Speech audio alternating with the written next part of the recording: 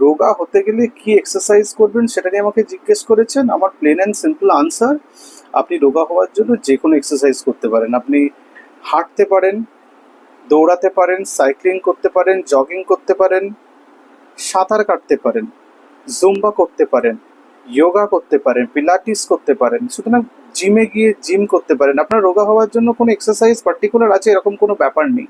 আপনাকে কিছু শারীরিক পরিশ্রম করতে হবে যাতে আপনার ক্যালোরি বার্ন হয়, মানে আপনার শরীরের ফ্যাট বার্ন হয়ে সেখান থেকে এনার্জি তৈরি হয়, তবেই আপনি রোগা হতে পারবেন।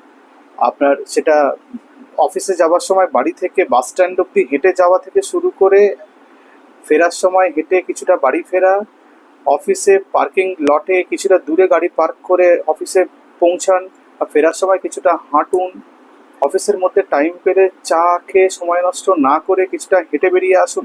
সবটাই এক্সারসাইজ রোগা হওয়ার জন্য পড়ে।